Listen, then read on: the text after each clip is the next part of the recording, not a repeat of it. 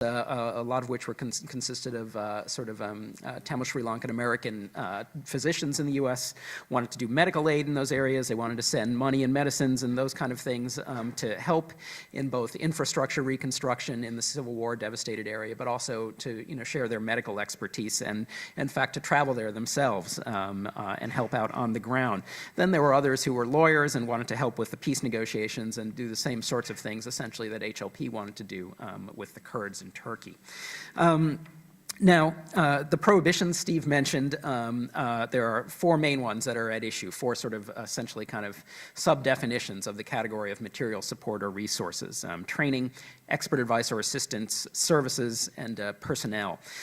Steve mentioned some of the limitations that the government has put forward earlier on in this case, and some of which that were adopted by Congress. So, for instance, with training, the government has said, it has to be training in specialized skills. You can't get in trouble for teaching someone about something that's general knowledge.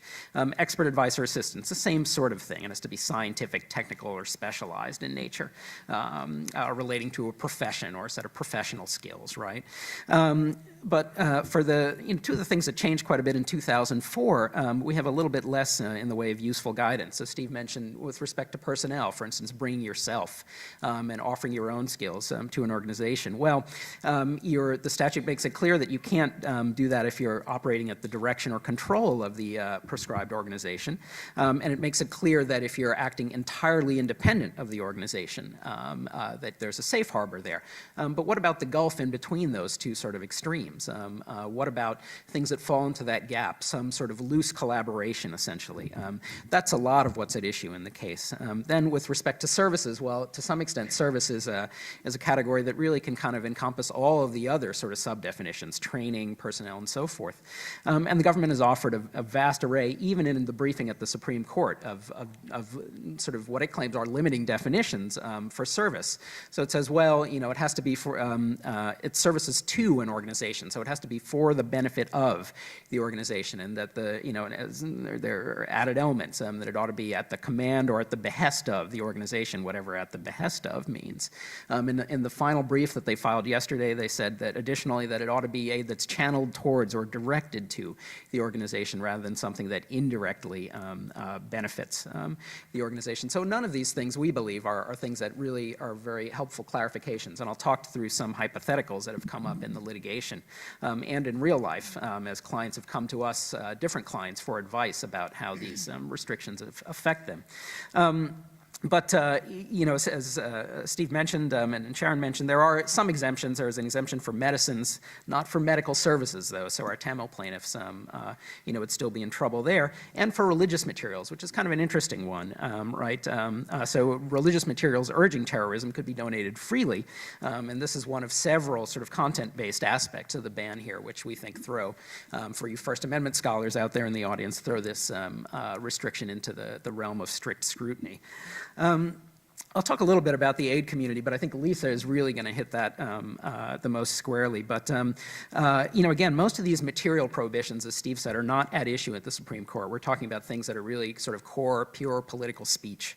But for the Sri Lankan groups, one of the real galling things about these prohibitions was that, just basically the hypocrisy of the U.S. In the wake of the tsunami, for instance, the U.S. government urged other governments and other organizations to donate freely to the relief mechanism that had been set up to pool funds for use in both Sinhalese-speaking and Tamil-speaking areas of Sri Lanka, areas that were controlled by the government in Colombo and the LTTE. The LTTE, this mechanism to distribute those funds, was set up so that the LTTE had 5 out of 9 votes on the board that controlled it. The LTTE controlled this, and the U.S. government was urging people to give money to this at the same time that they were saying, we can't give money to it because of these material support prohibitions. For years, U.S. officials drove around in those areas that were controlled by the LTTE with their driver in the front seat paying bribes to officials at checkpoints in LTTE areas while the State Department official in the back seat looked the other way. It's one of the ironies, I suppose, that law students may enjoy is the fact that one of the things that some of these folks were seeking were books on federalism. That's something, you can imagine would be quite relevant to trying to govern a country with multiple linguistic and ethnic populations. They were eager to get this sort of stuff, again, prohibited very clearly by the material, sort of the prohibitions on giving tangible goods as opposed to sort of speech in the material support statute. Now, Lisa will talk a lot more about how this impacts similar aid groups, but let me move on to talking about some of the hypotheticals. And again, the case at the Supreme Court is purely about sort of speech, and some of the more fun hypotheticals come out of that, or at least they did in the lower courts. So, as to expert advice or training, again, the government claims that this is limited by, by this notion of only specialized skills fall within this sort of prohibition.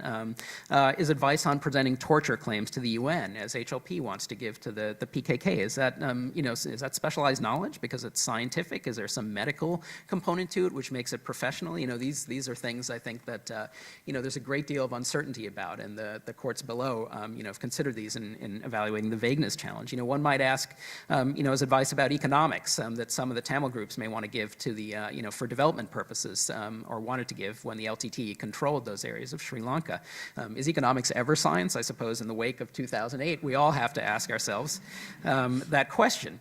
Personnel. Now, the personnel provision, there's a whole separate paragraph that was added to the statute, again, trying to limit it by saying, it's got to be at the direction or control of the organization.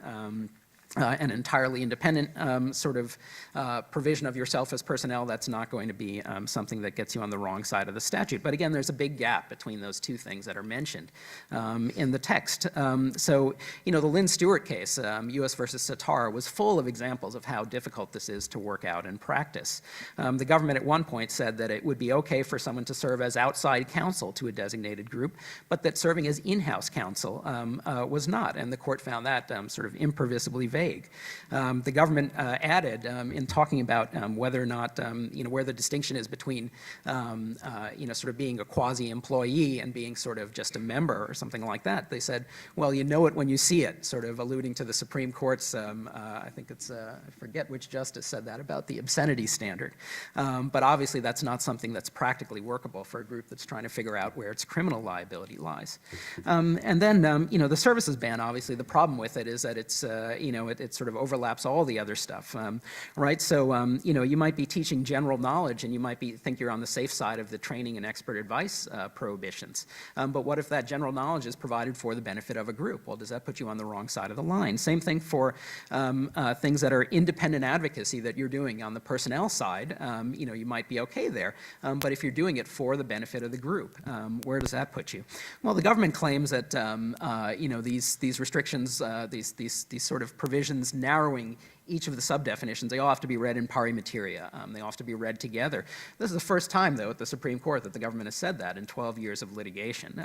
So you wonder how an ordinary citizen would really manage to figure all this out themselves. And I think, given that the term services was added in 2004 in a series of modifications that were really, I think, done very specifically in response to questions that the judges asked at oral argument in the Ninth Circuit, it really points out how Congress's intervention thus far has really, been one step forward and two steps backwards. And I'll talk a little bit about one general change that we would like to see made to the statute that I think would help quite a bit more. Well, if you're interested in these sort of aspects of the case, I'd urge you to look at the briefs because some of it can be pretty entertaining. I think we mentioned basket weaving at one point below, and the government claimed that and sort of the claim that darning socks might fall somewhere, in the ambiguous area, just trivialized a statute that was really sort of fundamentally about terrorism. Well, I think one counter-argument to that, although it's not part of this case, is that in the immigration context, just those sorts of things, things we'd think of as absolutely trivial forms of support, have been known to trigger the material support bar on asylum claims for people who've come to the United States and are seeking asylum from war-torn areas where they have interacted with groups that are on these lists. The Patriot Act and the Real ID Act added material support bars to getting asylum. So for instance, the Third Circuit in a case recently found that setting up tents at a religious gathering where members of a violent fringe group that belonged to that religious sect were present, that qualifies as material support and prohibited someone from getting asylum. Other cases have involved people who were forced to dig graves or do laundry or give a glass of water at gunpoint. And there's a terrific report on all of this stuff, which sounds absurd, but is real.